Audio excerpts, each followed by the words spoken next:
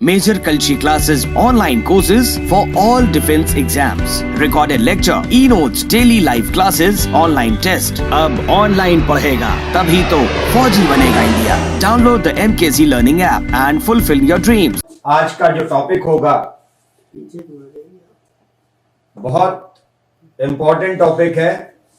Expected questions होंगे सभी examinations में, लगभग ये क्वेश्चन आने की संभावना ज्यादा होगी। टॉपिक क्या है? Sir creek. Sir creek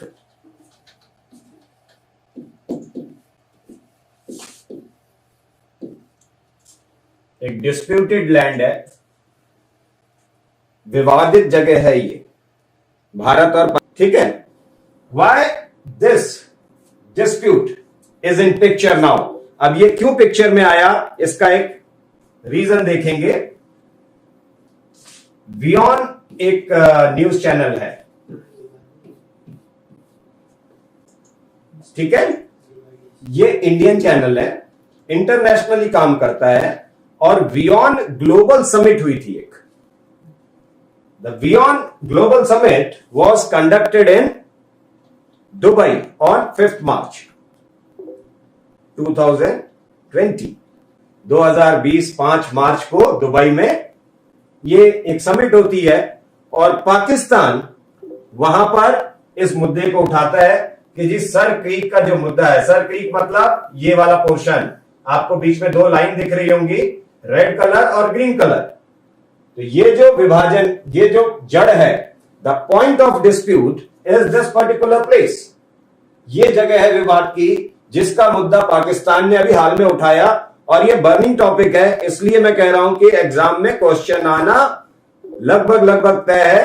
questions कैसे बनेंगे उसके ऊपर भी चर्चा करेंगे हम लोग। We will discuss definitely what type of questions they will frame for you. Now this वियॉन basically is Indian channel working at international platform, और इसके खुद के स्पीकर्स नहीं है। ये जितने चैनल्स होते हैं न्यूज के, इसमें अगर आप जी न्यूज देखते होंगे तो सुधीर चौधरी बहुत फेमस चेहरा है इंडिया के अंदर। ऐसे बड़े अच्छे स्पीकर वेरियस चैनल से, कोई एक चैनल नहीं कि जी न्यूज का स्पीकर है इसीलिए हम लेकर के आए हैं, बाकी सभी चैनल से भी वो लेकर के अच्छे स्पीकर आए, और इस चैनल के साथ उन्होंने जोड़ लिए, जो कि भारत के मुद्दे अंतरराष्ट्रीय स्तर पर उठाता रहता है हमेशा। यानी कि they people speak internationally about India's status. अब यहां पर देखो डिस्प्यूट क्या है। अगर आप ये ग्रीन लाइन देख रहे होंगे, ये है ग्रीन लाइन, देखो इधर, और इसके ठीक इधर आपको दिखाई दे रही होगी रेड लाइन। पाकिस्तान हमेशा ये कहता है कि जी ये ग्रीन लाइन जो है ये हमारी बाउंड्री है, यानी कि हमें और इधर आना है। और भारत कहता है कि जी इंटरनेशनली जो लाल लाइन है वो मानी जाती है, यानी कि हम पानी के बीच से मानते हैं। अब इसको ध्यान से समझते हैं क्या होता है। पहली बात तो क्रीक क्या होता है, ये एक शब्द लिखा है creek. What creek is? Creek basically is, Hindi में कहेंगे सकरी नदी। अब इसको इस तरीके से देखिए, अपने हाथ को आप ऐसे सामने जब रखेंगे तो आपकी उंगलियां जो ये इस तरीके से आ रही हैं। अब अगर समुद्र के पास में है, समुद्र का पानी सभी जानते हैं खारा होता है, कोस्टल एरिया है, दलदली भी होगी जमीन, ठीक है। तो यानी कि मार्शलैंड, जो मार्शी लैंड होती है, वहां पर आप कोई सिविल कंस्ट्रक्शन कर नहीं सकते हैं क्योंकि धंस जाएगी। इसलिए इतनी सॉफ्ट जब जगह हो जाएगी तो जो पानी की टाइड्स आती हैं ऊपर, स्पेशली जब फुल मून डेज होते हैं, तो क्या होता है कि टाइड्स ऊपर की तरफ आती हैं। जब पानी ऊपर आता है और वापस नीचे जाएगा तो इसमें क्या होता है कि कुछ दरारें बन जाती हैं। और ये जो दरारें, आप देखो, अगर आप अपने हाथ को इस तरीके से करेंगे तो क्या हुआ, ये बीच में दरार, ये आपकी उंगलियां हैं, बीच का जो एरिया है ये जमीन हो गया, और उंगलियों को आप मान लीजिए सकरी नदियां बन गई या नालियां बन गई। अब इस जगह को इसी तरीके से क्रीक होता है, ठीक है। तो एक मेन बॉडी से समुद्र की तरफ इस तरीके का स्ट्रक्चर होगा, और इनको कहते हैं हम लोग क्रीक। अब यहां से देखो कुछ पॉइंट्स हम उठाते हैं। पहला पॉइंट क्या है, सर क्रीक क्या है? सर क्रीक 96 किलोमीटर की एक स्ट्रिप है, एक पट्टी है, 96 किलोमीटर लंबी है ये, जो कि डिस्प्यूट है भारत और पाकिस्तान के बीच में है। कहां पर ये? रण ऑफ कच्छ में। कच्छ के रण में 96 किलोमीटर की एक विवादित पट्टी है जिसको हम सर क्रीक कहते हैं। दूसरा पॉइंट आया कि इसका असली नाम क्या था? बाणगंगा। सर क्रीक का असली नाम था बाणगंगा। यह क्वेश्चन बनेगा, ठीक है? कि अब आपको क्वेश्चन किस तरीके से पूछा जा सकता है कि which of the following creek is originally known as Banganga? कौन सी क्रीक को हम बाणगंगा के नाम से जानते थे या जानते हैं?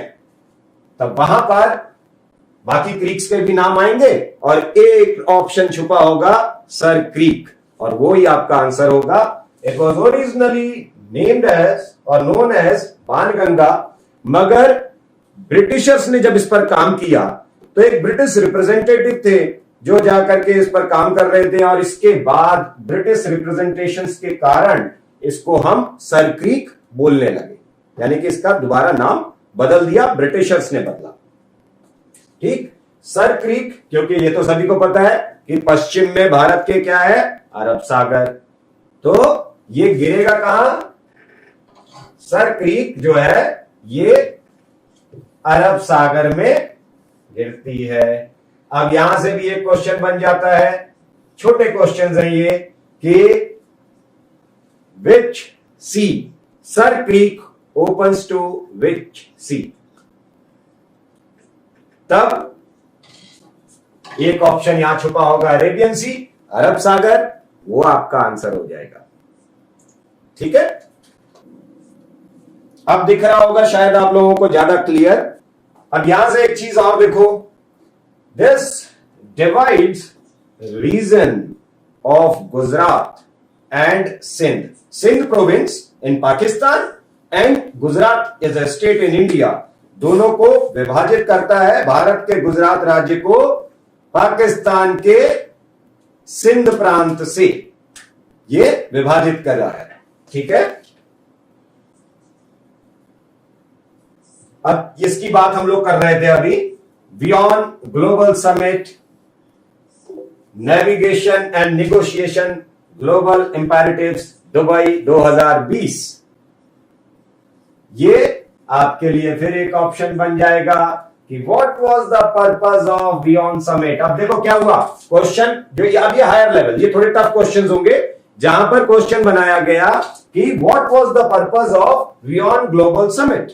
क्वेश्चन कहां से बना था? सर क्रीक डिस्प्यूट से, इसीलिए ये क्वेश्चन आपसे पूछा गया वहां पर, मगर क्वेश्चन में सर क्रीक शब्द नहीं लिखा था। उन्होंने बात किसकी की? बियॉन्ड समिट की।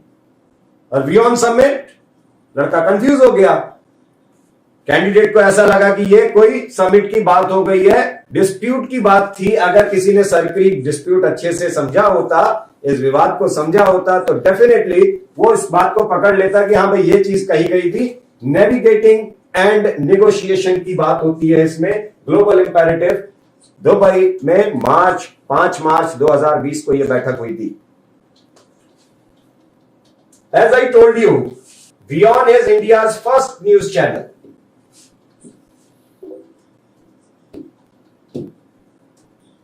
WION is India's first news channel dedicated to putting forth India's representation at international level, यानी कि अंतरराष्ट्रीय स्तर पर भारत के मुद्दों को रखने का भारत का पहला एक चैनल है जो इसके लिए काम करता है।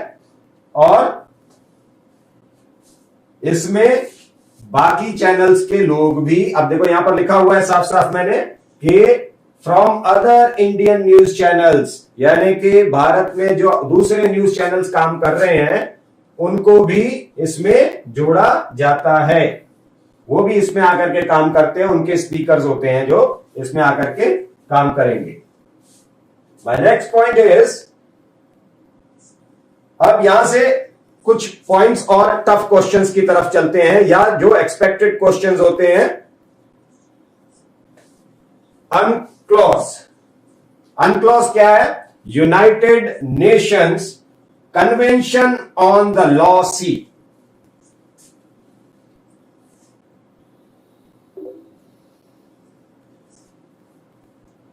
जैसे संयुक्त राष्ट्र संघ के अलग अलग भाग होते हैं, ये जितने भाग होते हैं ये इकोसॉक के अंडर में आते हैं. 6 भागों में बटा हुआ है यूनाइटेड नेशंस, जिसमें से 5 वर्क कर रहे हैं आज की डेट में और 1 वर्क नहीं कर रहा है, ये आपको पता होगा. उसमें से इकोसॉक जो है, इकोनॉमिक एंड सोशल काउंसिल, उसके अंतर्गत जितने भी आपके WHO आप सुनते होंगे या IMF सुनते हैं आप, इस तरीके की जो स्पेशल बॉडीज होती हैं, special agencies of United Nations, ये यूनाइटेड नेशंस के साथ काम करेंगे और इसको United Nations Convention on the law sea was formed in 1982. इसको 1982 में बनाया गया था.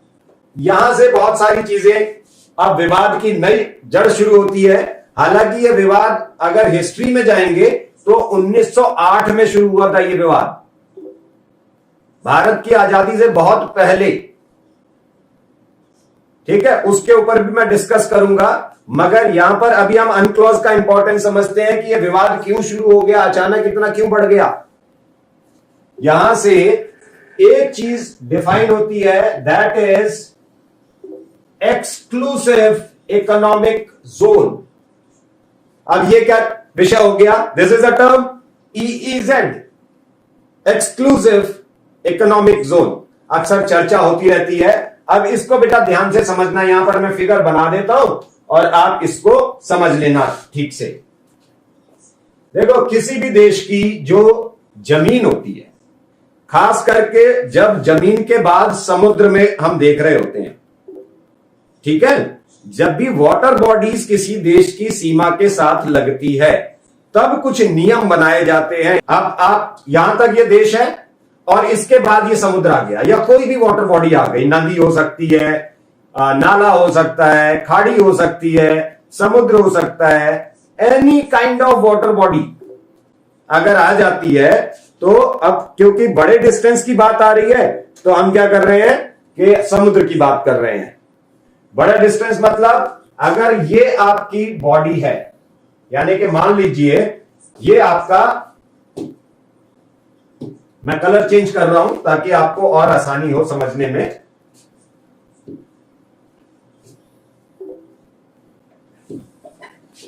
ये अगर आपका एक देश की सीमा है, ठीक है, और इस सीमा के इधर मान लीजिए समुद्र है, इधर ये देश है, ठीक, 12 नॉटिकल माइल इसके अंदर, समुद्र के अंदर की बात कर रहा हूं मैं, कि यहां से समुद्र की तरफ 12 nautical mile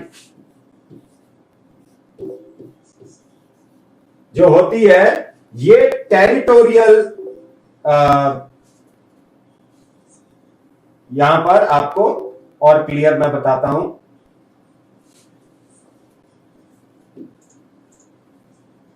up to 12 nautical miles समुद्र के अंदर, 12 नॉटिकल माइल तक, इसको हम टेरिटोरियल वाटर मानते हैं, यानी कि उस देश की संपत्ति है, उसके अंदर आप नहीं घुस सकते हैं. ठीक है, 1 नॉटिकल माइल मतलब कितना होता है? 1.15 माइल्स. नॉटिकल माइल क्या होता है?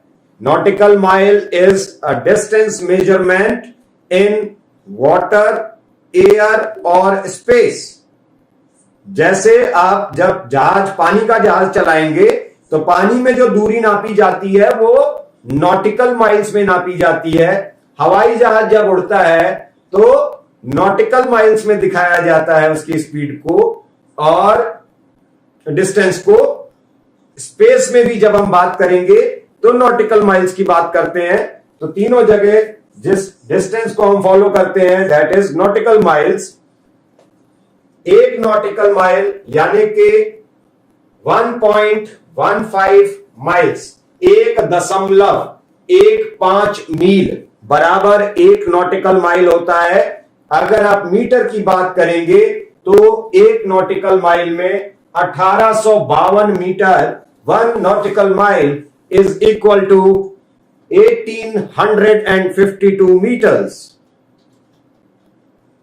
क्लियर? अब इसके बाद ऊपर 200 नॉटिकल माइल,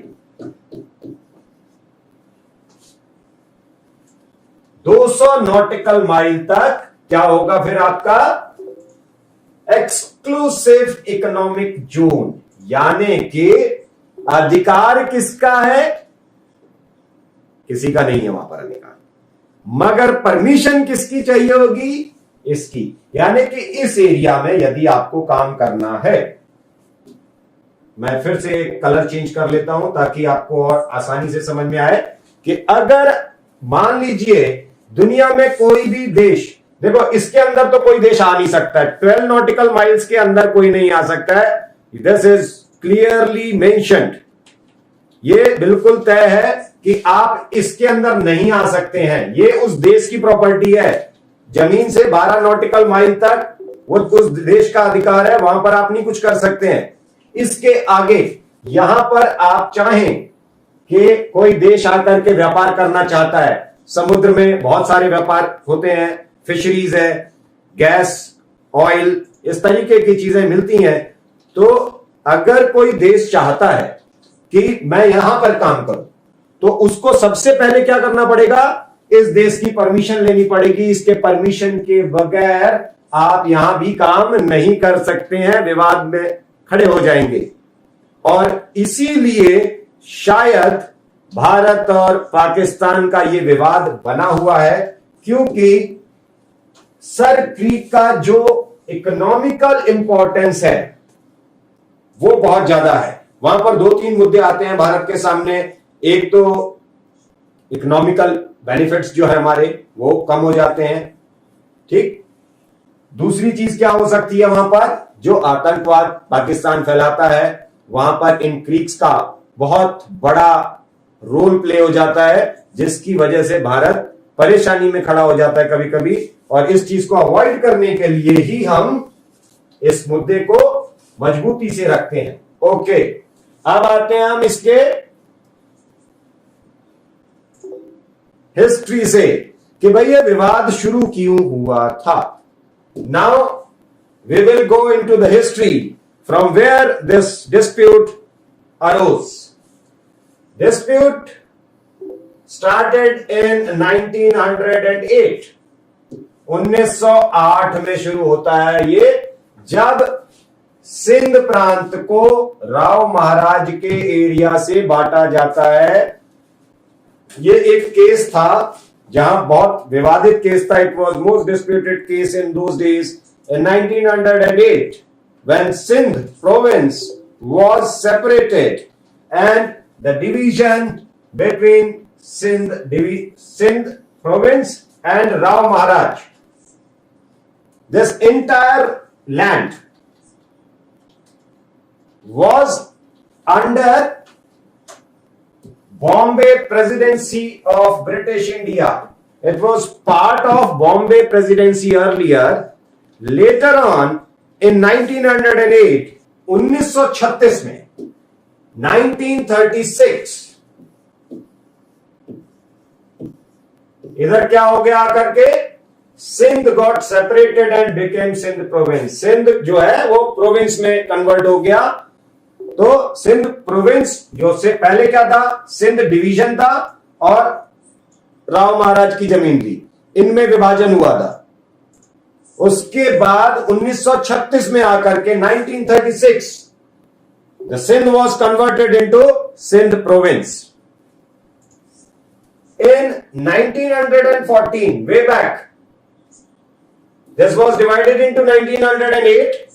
1908 में इसका विभाजन होता है और विभाजन के साथ ये विवाद शुरू हो जाता है, क्योंकि ये क्रीक जो थी, अब क्रीक में एक विवाद क्या फंस जाता है,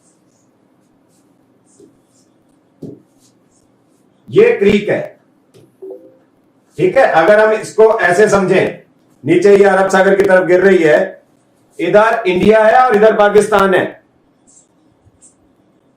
ठीक। इंडिया की तरफ भी और क्रीक्स हैं, यहां पर टोटल 6 क्रीक है। क्वेश्चन वहां से भी बनेगा, मैं उस पॉइंट पे भी आता हूं अभी थोड़ी देर में। I definitely come on that point where they can ask about other 5 creeks also.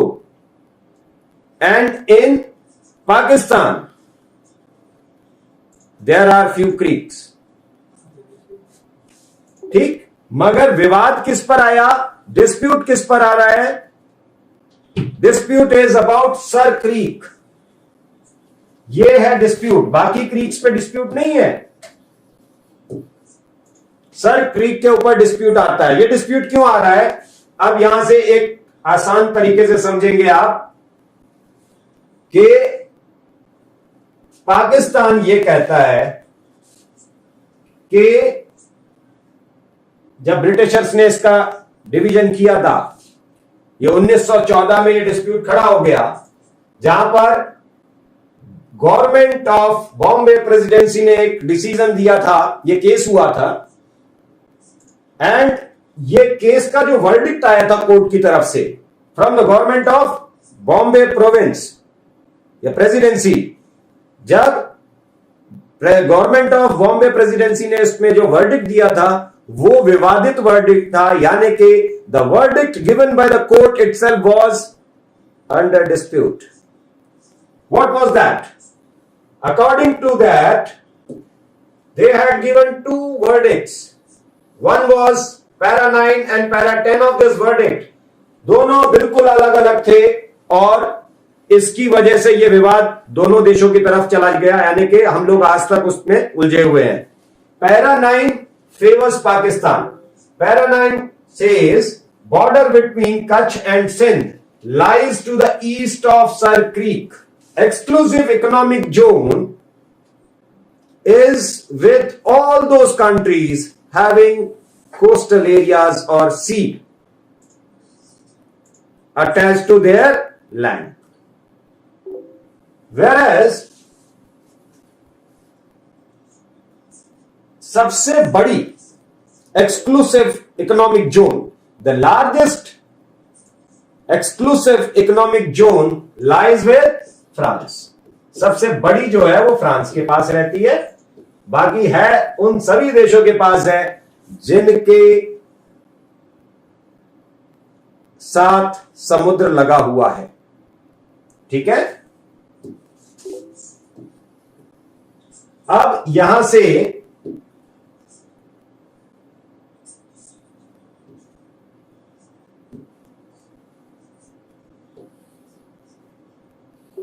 This is sir creek. Para 9 ये कहता है इसका कि जी जो इसका डिवीजन है, यानी कि सिंध और Kutch, here it comes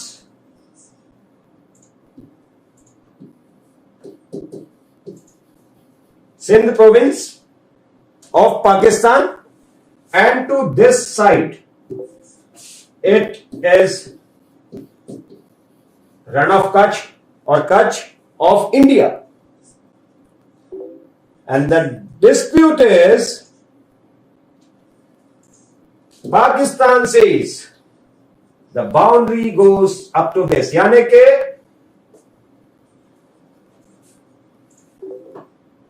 para 9 of this verdict mentioned east of Sir Creek जो है, यानी ईस्ट ऑफ दिस मतलब ये कि भारत यहां से शुरू हो गया और ये, तो ये जो जगह है ये एक्स्ट्रा हो गई ना पाकिस्तान के पास, और हमारी सुरक्षा भी खत्म हो जाती है यहां से। फिर दूसरी चीज आती है कि हमारे जो इकोनॉमिक नुकसान होगा वो भी बहुत बड़ा होगा। वेयरएज पैरा 10 क्या कहता है? पैरा 10 ये कहता है कि ये नेविगेबल है, एक थालवेक प्रिंसिपल होता है। What is this? Thalweg principle. या थालवेग डॉक्ट्राइन की कहते हैं इसको। ये विश्व स्तर पर जितनी भी नेविगेबल बॉडीज हैं, यानी कि वाटर बॉडीज जहां नेविगेशन हो सकता है, नेविगेशन यानी कि हम जिनको देख सकते हैं, ऑब्जर्वेशन रख सकते हैं। What is para 9 and 10? Okay Vinay Kumar, जब कोई फैसला देती है अदालत तो उसके कुछ पैराग्राफ्स होते हैं, उसमें लिखा होता है उसका डिसीजन। तो I am talking about para 9 and para 10 of the verdict given by government of Bombay presidency in 1914। Thalweg principle क्या कहता है कि जितनी भी नेविगेबल कंडीशंस आएंगी या वाटर बॉडीज हैं जहां पर नेविगेट किया जा सकता है, नेविगेट का मतलब निगरानी रख सकते हो, वहां पर इस नदी का या उस वाटर बॉडी का, क्योंकि ये तो फ्लो कर रही है ना, ये तो बहती है, तो इसका या तो करंट, यानी कि जहां पर करंट सबसे तेज होगा, बहाव तेज होगा, वो जगह पकड़ी जा सकती है। Otherwise the deepest point of that water body, जो सबसे गहरा जगह होगी वहां पर, इसमें उस पॉइंट को हम अपना पॉइंट ऑफ डिवीजन मानेंगे। तो अब para 10 is saying something else, whereas para 9 is saying something else. Pakistan follows para 9 and India favors para 10.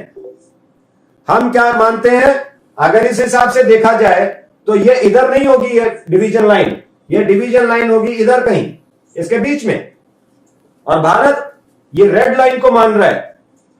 Whereas Pakistan says this green line is our right. हम यहां तक के अधिकारी हैं, और भारत कहता है कि नहीं जी आप यहां तक के अधिकारी हैं, यहां तक हमारा अधिकार है।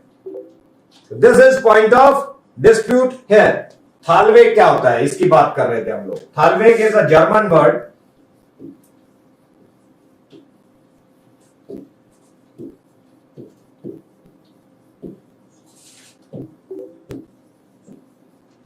क्या है ये प्रिंसिपल? देखो इस शब्द को दो भागों में बांट देते हैं हम लोग।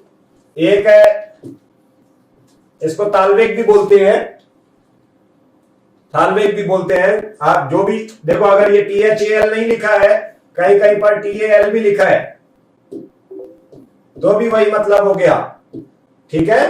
तो ताल मतलब वैली होता है, घाटी, ठीक है। जब नदी बनेगी तो इसका मतलब अगल बगल की दोनों साइड की जमीन थोड़ी ऊंची होगी, ठीक है। और वेग सेज वे रास्ता, तो घाटी के बीच में जो रास्ता जा रहा होता है वो वैली वे भी कह सकते हैं थालवेग को। Thalweg is a German word, if you comes on English you may say it a valley way. Okay, now few important things from where they will raise questions. What it is? First, I am talking only about Sir Creek, or people talk about Sir Creek only. ज्यादातर लोग Sir Creek की बात ही करते रहते हैं और expect करते हैं कि क्वेश्चन भी वहीं से रेज होगा। क्वेश्चन थोड़ा घुमाया भी जा सकता है, कितने क्वेश्चन इससे पहले रेज हो सकते थे, I had told you earlier. अब यहां से कुछ क्वेश्चंस और आते हैं कि 6 क्रीक्स हैं भारत के अंदर,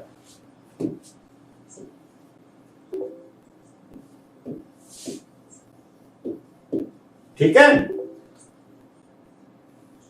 इसीलिए मैंने जब शुरू में क्लास जब शुरू की थी तो मैंने आपको हाथ दिखा करके बताया था कि क्रीक्स को ऐसे समझिए कि ये जो उंगलियां हैं ये क्रीक्स हैं, ठीक है। अब इसी तरीके से ये बहती हुई समुद्र के अंदर चली जाएंगी, ये सकरी सकरी नदियां होती हैं। अब यहां पर भारत में क्या है, 6 है। इसको ऐसे समझ सकते हैं कि ये इस तरीके का स्ट्रक्चर है कि जहां पर भारत इस तरीके से ये क्रीक्स मिलती हैं। अब ये last most Sir creek is the west most part in India. ठीक है, सर क्रीक सबसे पश्चिम में है। ठीक, क्रीक अगर हमने बनाई थी तो एक बनाई, ये सर क्रीक है, इसके अगल बगल और भी हैं। ठीक है, ये सब जाकर के नीचे ही गिरेंगी। अब यहां पर क्या है, और ये सब एकदम क्लोज होती हैं। ठीक है, अगर हम बात करें सर क्रीक से, और जो लास्ट वाली है दैट इज कोरी क्रीक। ठीक है, अगर ये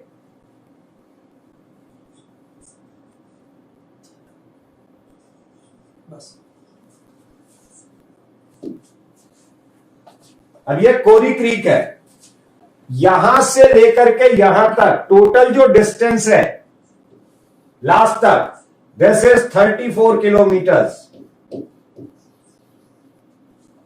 तो बहुत ज्यादा गैप नहीं कवर हुई। ठीक है, 34 किलोमीटर के अंदर ये 6 की 6 क्रीक आ जाती है। इस तरीके का क्वेश्चन आपको पूछा जा सकता है। If we talk about higher level questions, UPSC जब क्वेश्चन बनाएगी तो हो सकता है आपको एक मैप दिखाया जाए और मैप में ये क्रीक्स दिखा दी जाए, और जो सबसे लास्ट वाली है उसको मार्क कर दिया जाए, और नीचे आपको ऑप्शंस दे दिए जाए कि which creek it is. Mapping वाला क्वेश्चन, तो फिर वहां पर ऑप्शन आएगा Kori creek, that will be your correct answer. यानी कि you may find a question in UPSC, they will be giving you a map showing you all 6 creeks and marking it, or they will put some mark over here and they will ask you which creek it is. The eastmost creek is Kori Creek.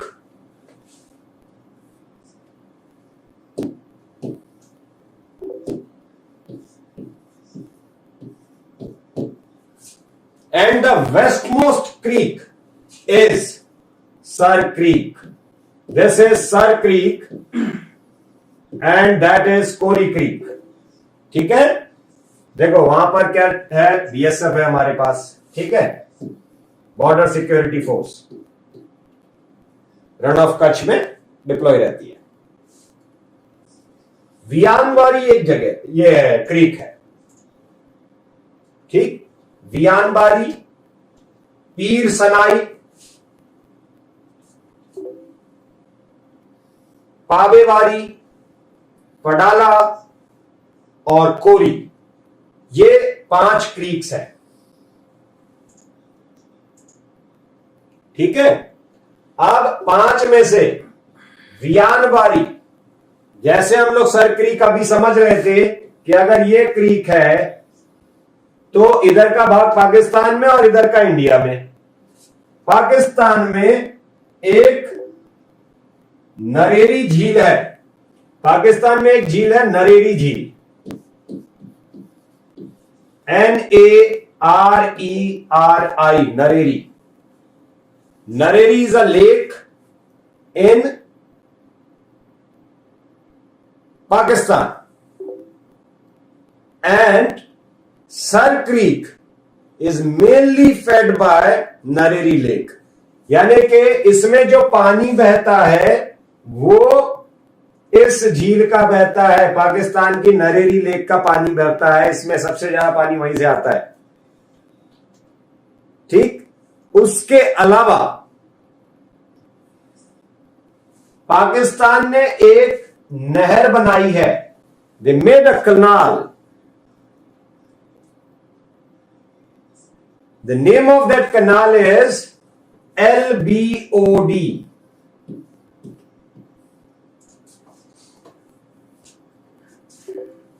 What this LBOD is? Left bank outfall drain. LBOD. Left bank outfall drain. This is artificial canal, जैसे भारत में इंदिरा कनाल, हमने बनाई है। ऐसे ही पाकिस्तान में LBOD बनाई है उन्होंने 1987 में बनाना इन्होंने शुरू किया था और 10 साल लगे इस नहर को बनाने में पाकिस्तान को। Till 97 they worked on it. 1987 में ये बनाना शुरू किया उन्होंने एंड 1997 तक बनाया, 10 साल तक। और इस नहर का भी पानी सर क्रीक में आता है, यानी कि this sir creek is mainly fed by the water of Pakistan from Nareri Lake and from LBOD canal, यानी कि left bank outfall drain. It is a drainage canal. So they feel as if the water is of Pakistan, they have a right on this water also.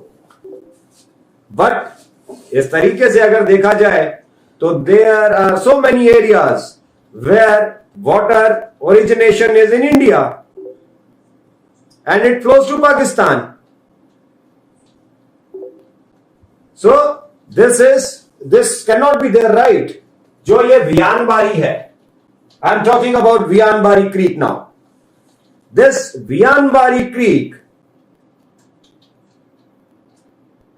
originates in India, moves to Pakistan, it enters Pakistan and फिर ये घूम करके क्या होती है, it turns back and enters back into India.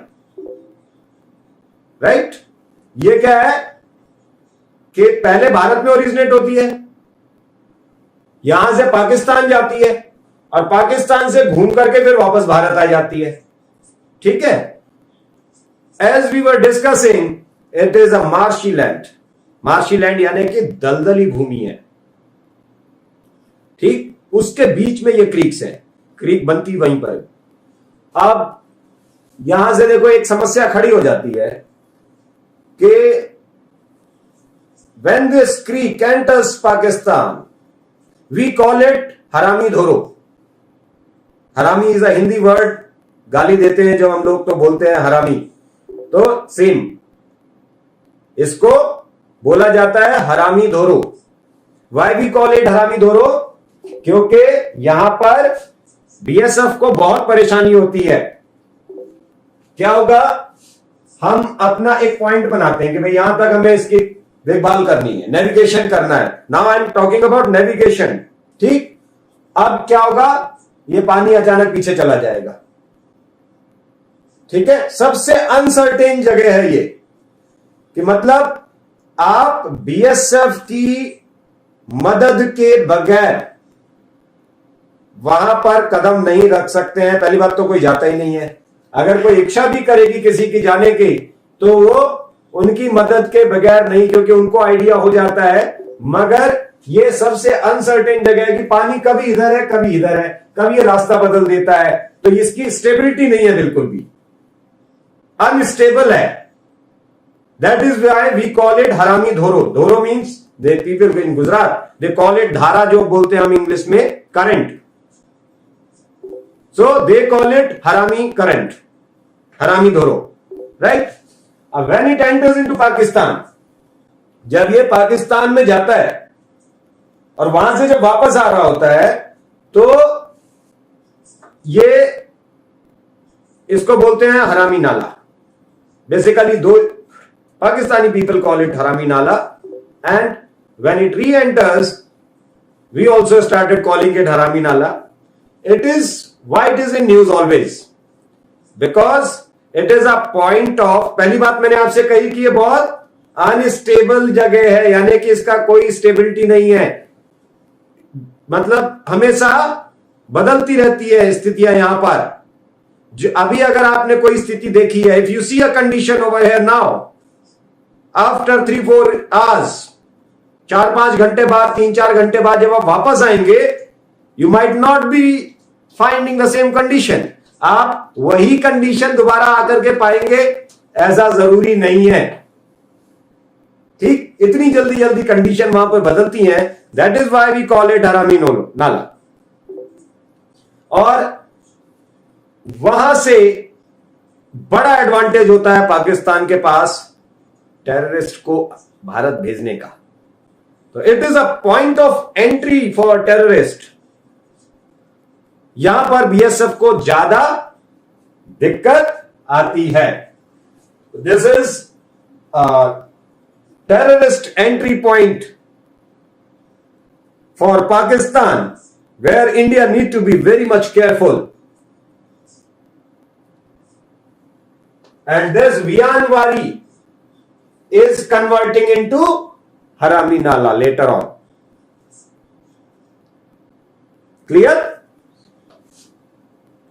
Second thing, Harami Nala, the total length of Harami Nala is 22 kilometers.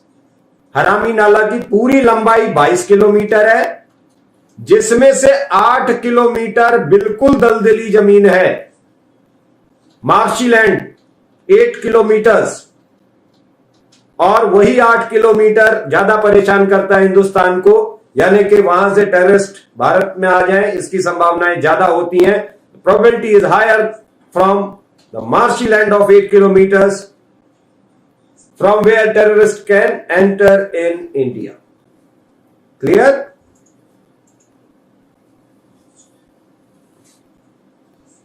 अब एक चीज और है, यहां पर दूसरा एक डिस्प्यूट फिर खड़ा हो जाता है जी। What dispute it is?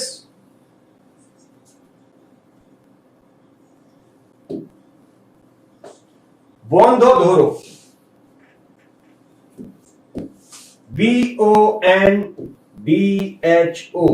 बोंधो यानी कि भाई जो होते हैं, ठीक है, धोरो धारा, and this is again a disputed place. what is happening over here? बोंधो धोरो originates in Sujawal district of Pakistan. Clear? Sujawal district. There are 2 districts of Sindh province in Pakistan which touch the marshy land of India. ठीक है, या भारत के साथ they are sharing their borders, Bharat के साथ उनके borders जुड़ते हैं आकर के। ऐसे 2 डिस्ट्रिक्ट हैं पाकिस्तान में, one is Sujawal district and second is Badin district. दोनों ही सिंध प्रांत में है, Badin district as well as Sujawal district. Both these districts are in Sindh province of Pakistan and they share their borders with India. वो भारत के साथ अपने बॉर्डर उनके टच होते हैं, ठीक है।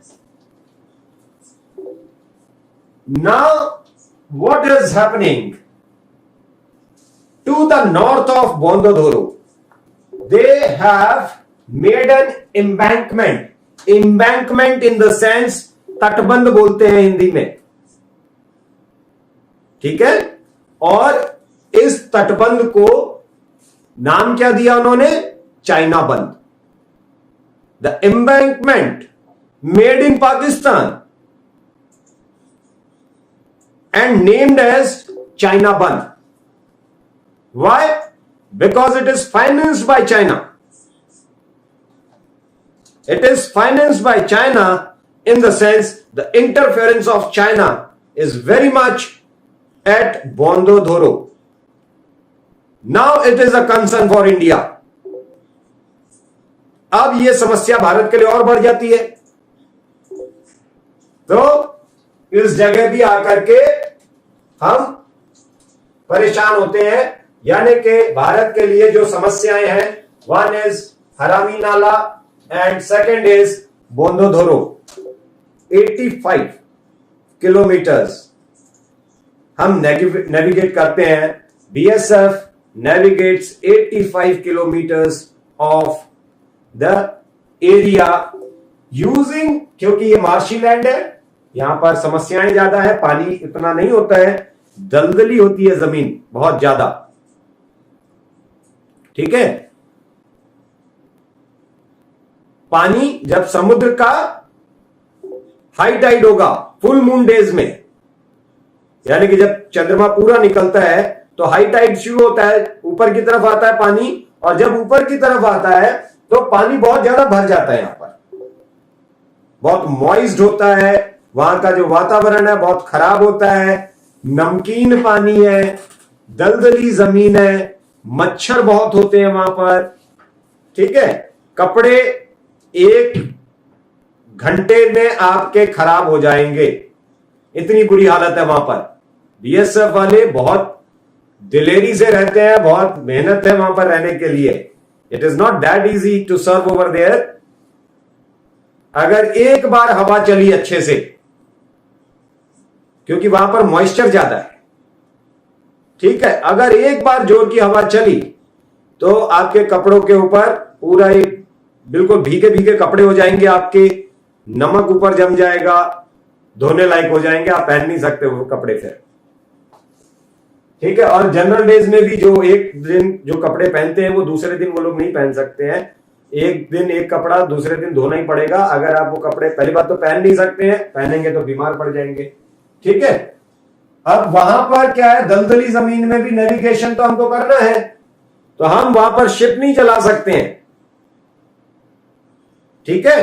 वहां पर फिर हम क्या करते हैं, all terrain vehicles, all terrain vehicles, ATV, ATV का यूज किया जाता है वहां पर। भारत के पास 4 एटीवीज हैं। एटीवीज कहां से खरीदी थी हमने, इटली से 2010 में मंगाई थी, ठीक है। इनकी मदद से it is again like a ship, मगर जो फीचर्स हैं वो अलग होंगे, नीचे थोड़ा एयरी होगी ताकि इसको उतनी दिक्कत ना आए। हम प्रॉपर शिप वहां पर नहीं चला सकते हैं, इसलिए वहां पर हम लोग ऑल टेरेन व्हीकल्स का यूज करते हैं, ठीक है। और इन ऑल टेरेन व्हीकल्स के अलावा बीएसएफ के जो क्रोकोडाइल कमांडोज होते हैं वो वहां तैनात किए जाते हैं। Crocodile commandos in the sense, जब पानी के अंदर लोग दूर से आ रहे होते हैं तो ये नीचे, क्योंकि वहां से टेररिस्ट ज्यादा आते हैं, इसलिए हमें कमांडोज वहां चाहिए और ट्रेन कमांडोज चाहिए। शिप्स जो बोट्स होती हैं जो उनको पीछा करेंगी, एक बोट पे 4 से 5 कमांडोज, यानी कि 4 to 5 commandos on each boat, they will follow terrorist or any doubtful person over there, see the problems over there when this high tide, जब पानी ऊपर आता है तो पानी इतना ज्यादा ऊपर आ जाता है कि भारत के जो बीएसएफ वाले जो वहां पर हैं वो वहां नहीं रह सकते, पानी में कौन ड्यूटी करेगा, तो फिर इनको पीछे जाना पड़ता है। और ये बहुत ज्यादा होता है वहां पर, जैसे हर 15-15 दिन में आपको अपनी जगह शिफ्ट करनी पड़ती है। अगर आप पीछे से निगरानी करोगे तो क्या होगा, आगे पाकिस्तान आगे घुस तक चलाएगा, काफी आगे आ जाएंगे वो लोग। अगर आप बहुत आगे आ गए, हाई टाइड आई, आप डूब जाओगे, बह जाओगे, तो भी नुकसान है। तो इनको सिचुएशन के हिसाब से जगह शिफ्ट करनी पड़ती है। They keep shifting from Sawalapur to the mainland, मतलब आगे पिलर 1175, ठीक है, ये जो हमारा पिलर है वहां पर 1175, बीओपी 1175,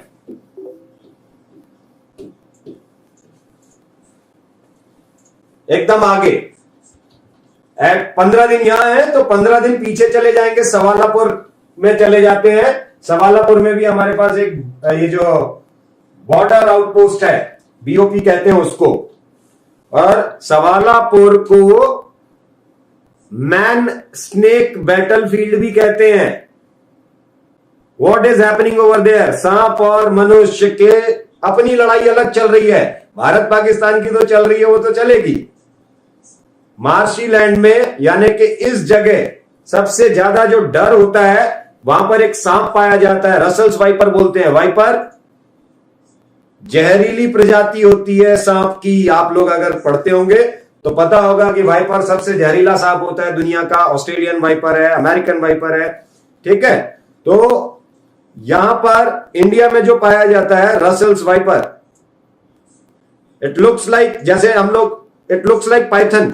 अजगर देखा होगा आपने, अजगर के ऊपर जो चित्ते चित्ते पड़े होते हैं, सर्कल्स, डॉट्स, उसी तरीके के डॉट्स इस पर पड़े होते हैं। बट वो अजगर बहुत मोटा होता है, लेजी होता है, ये पतला होता है, जहरीला बहुत होता है और फुर्तीला बहुत होता है, ठीक है। तो इसको कंट्रोल करना ज्यादा मुश्किल होता है। And for your information I must share, this region is known for Russell's viper. Bharat में रसल वाइपर के लिए ये ज्यादा जाना जाता है, ठीक है। और इसके अलावा वहां पर स्कॉर्पियंस भी बहुत होती हैं, बिच्छू, जहरीली बिच्छू। तो ये दो चीजें वहां पर बहुत मिलती हैं। अब सोचो कि बीएसएफ वालों को कितनी तकलीफ होती होगी वहां रहने में, कि जमीन पर आते हैं तो स्नेक बाइट्स के बहुत केसेस आते रहते हैं वहां पर। महीने में एक आधा केस मिल जाता है, जहां पर सारे प्रिकॉशंस के बाद भी वाइपर बाइट मिला है, ठीक है। बिच्छू बहुत ज्यादा है। अगर आपने कपड़े फैला दिए और अगर उसके बाद उठाने भी जा रहे हैं, if you are putting anything, you have to lift it very carefully. आपको बड़े सोच समझ करके उठाना पड़ेगा। You have 90% probability of having a scorpion under it, ठीक है। तो this is condition over there. Otherwise this creek area is famous for the flamingos and migratory birds.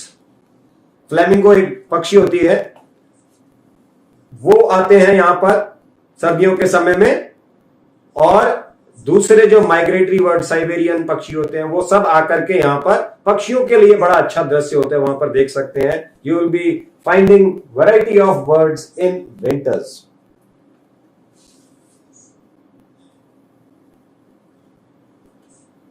Now question comes, 24th north parallel north passes from Sir Creek. अब ये भी एक question आएगा कि from which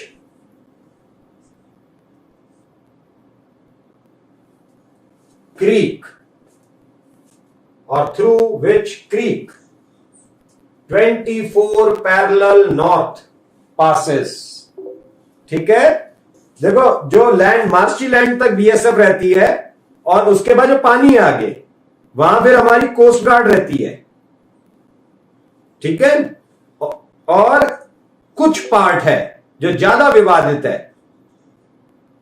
पानी है वहां पर, उस पर फिर हम इंडियन नेवी भी वहां पर काम करती है। बट इंडियन नेवी सबसे कम काम करती है वहां पर, बीएसएफ सबसे ज्यादा करती है, और कोस्ट गार्ड पानी का एरिया, यानी कि दोनों के बीच का जो काम है, वो सेकंड प्रेफरेंस पर कोस्ट गार्ड रखी जाती है। पाकिस्तान की तरफ जो सेंट क्रीक्स हैं, उनमें से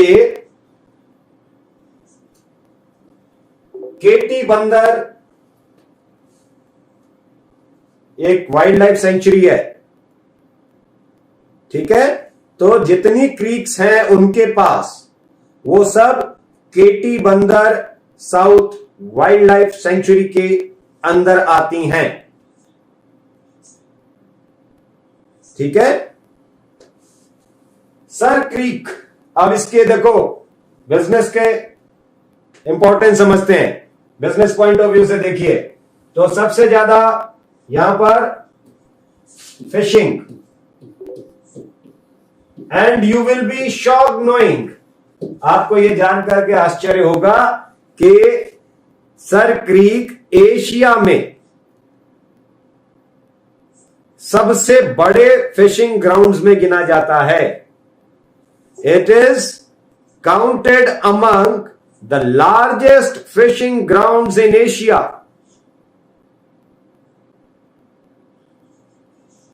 ठीक है, अब ये तो भाई बड़ा एक अच्छा व्यापार हो जाता है फिशिंग। अगर गुजरात की बात करेंगे हम, तो Gujarat stands number 3 in India fishing के मामले में। इंडिया में नंबर 1 वेस्ट बंगाल, सबसे ज्यादा फिशिंग जो होती है वो वेस्ट बंगाल में होती है। Second comes in Andhra Pradesh, दूसरे नंबर पर आंध्र प्रदेश है, और तीसरे नंबर पर गुजरात है। The place about which we are talking, जिस जगह की हम बात कर रहे हैं वो भारत में तीसरे नंबर पे सब फिशिंग में प्रोडक्शन देता है अपना। ठीक है, तो ये एक भारत का कंसर्न बिल्कुल हमारा। देयर आर पॉसिबिलिटीज, अभी उसकी डिगिंग नहीं हुई है, मगर क्योंकि मार्शी लैंड है, ये संभावनाएं हैं कि समुद्र में तो बहुत ज्यादा, जैसे हम उससे समुद्र की तरफ बढ़ते हैं तो वहां पर गैस और ऑयल के बड़े भंडार मिलने के संभावनाएं दिखाई दे रही हैं। यानी कि there is a possible very big resource of oil and gas, जो फिर भारत के लिए बहुत फायदेमंद हो सकता है। तो these are few major things where India is concern and India is fighting for. देखो ये क्रीक्स हैं बेसिकली। अब यहां से आप देखिए, जिसपे मैं खींच रहा हूं, ये जो है ये देखो सब समुद्र में आ रही है। इधर पाकिस्तान की तरफ चले जाते हैं, ये देखो ये पाकिस्तान है, ये यहां से अब ये चले गए हम पाकिस्तान। ये एरिया जो है ये पाकिस्तान का है और ये भारत का है। ठीक, डिस्प्यूट कहां शुरू हो रहा है? दिस ओरिजिनेशन, ये यहां पर आते हैं। अब यहां से भी दिक्कत क्या है, यहां पर नरेरी लेक है, ये इधर से जगह जाती है और यहां पर इससे ये निकलती है creek, and this creek is point of dispute. Red line, जो लाल लाइन दिख रही है, उसको भारत मानता है। भारत कहता है कि थालवेक प्रिंसिपल के चलते हम इसको बाउंड्री मानेंगे, और अनक्लॉस यानी कि यूनाइटेड नेशंस का जो बॉडी है वो भी भारत के पक्ष में है। वो भी कहते हैं कि भारत सही कह रहा है। पानी अगर बीच में है दो देशों के बीच में, देखो ये पाकिस्तान है ये भारत है, अगर इनके बीच में पानी आ रहा है तो यानी कि नेविगेशन की जगह है, और नेविगेशन जब भी एक शब्द जुड़ जाता है बीच में वाटर बॉडी, तो फिर उसका जो डीपेस्ट यानी कि जो सबसे गहरा पॉइंट होगा, या तो वो बाउंड्री मानी जाएगी। अगर गहराई ज्यादा नहीं है तो जहां पर बहाव सबसे ज्यादा तेज होगा, where the current is fast और the fastest we can see, will be considered as boundary. ठीक, यूनाइटेड नेशंस में भी यही बात कही जाती है, थालवेक प्रिंसिपल भी यही बात कहता है कि बाउंड्री इसको मानी जाती है। For English medium students I will repeat my words, कि हम जब इधर तक आ जाएंगे तब तक हमारी है बाउंड्री मानी जाएगी। भारत इधर मानता है, यानी कि अगर यहां पर समझ सकते हैं, व्हाइट पे दिखेगा आपको, अगर भारत कह रहा है कि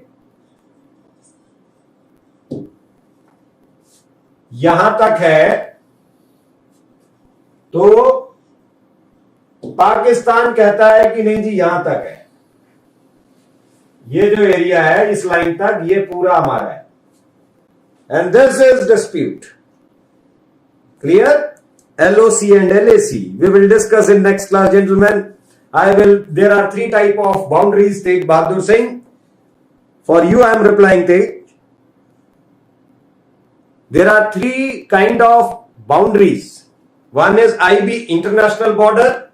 One is LAC, line of actual control. And the last is LOC, that is line of control. ठीक है. IB का मतलब ये इंटरनेशनली रिकॉग्नाइज्ड बाउंड्री है, यूनाइटेड नेशंस में दर्ज है. वहां पर गोली चलने की कोई संभावना नहीं होगी दोनों देशों के बीच में. बहुत फ्रेंडली रह रहे होंगे उल्टा वो लोग. ठीक है. हालचाल लेते हैं, ऐसा होता है बिल्कुल. वाघा बॉर्डर है, हुसैनी वाला बॉर्डर है फिरोजपुर में. ठीक. It happens over there. Pakistani rangers and Indian BSF soldiers, they are talking to each other very friendly manner. आपस में बातचीत कर रहे हैं अच्छी आराम से, कोई दिक्कत नहीं है. ठीक. Because it is international border, वहां कुछ नहीं हो सकता. LAC, line of actual control, is mutual understanding. Mutual understanding recognised internationally between two countries. Bharat और चीन के बीच में जो है, जो जितनी विवादित जगह आ रही है बीच बीच में, जहां झगड़ा हो रहा है, अभी हुआ कुछ दिन पहले, तो ये सब क्या है? LAC की वजह से हो रहा है कि हम दोनों सहमत भी हैं, मगर बीच बीच में नियत खराब कर लेता है चाइना. ठीक. तो सहमति से बनी है. जबकि LOC दोनों देशों की सहमति से, again mutual understanding of both countries but not internationally recognized, is line of control. This is difference between three borders. Thank you, Rohit. Same to you, beta. Happy Yoga Day. Keep fit yourself, remain healthy. और health की अपनी एक importance है. If you want to become part of Indian Armed Forces, so your health need to be good enough. See, I am 43 now, but still I run 5 kilometers every morning, and whenever I get time, I expose myself on playground and still play 90 minutes of football. Otherwise, sometime the weather is not favoring me, I'll be going to play squash, and I play complete 5 rounds of squash. पूरा game खेल सकते हैं. ठीक है. Health plays an important role in your life. You need to be physically and mentally fit if you want to work in arm forces. Wish you good luck. I'll over my class here. Anyone is having any kind of doubt, they can write into comment box. आप comment box में लिख सकते हैं. बहुत सारे comments आ रहे हैं, छोड़ने का मन मेरा भी नहीं कर रहा है. बहुत अच्छे चीजें चल रही हैं हम लोगों की. एंड आई मस्ट से अपना जोश बना के रखो. ठीक है. We will meet every Sunday और हम लोग खूब सारी बातें कर सकते हैं. बहुत कुछ है डिस्कस करने के लिए. एक्सप्लोर करो अपने आप को. ठीक है. बिल्कुल आप रटी हुई चीजों के ऊपर जाओगे तो आप एग्जाम पास करने की कोशिश कर रहे हो, वो हो नहीं पाएगा. क्यों? आप रटते चले जा रहे हो. बेटा बहुत इंपॉर्टेंट होता है, you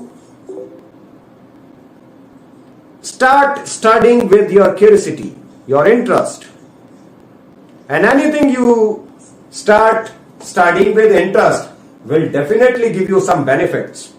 Whereas marked up thing, रटी रटाई चीजें कितने दिन चलेगी आपके साथ. आप बहुत सारे लोग होते हैं पढ़े भूल गए. क्यों भूल गए? क्योंकि उसने रटा था. अगर वो उसने इंटरेस्ट के साथ पढ़ा होता तो उसको लाइफ भर वो चीज याद रहती. ठीक है. I will take your leave. Stay fit. Major Kalshi classes, online courses for all defense exams, recorded lecture, e-notes, daily live classes, online test. अब online पढ़ेगा तभी तो फौजी बनेगा India. Download the MKZ Learning app and fulfill your dreams.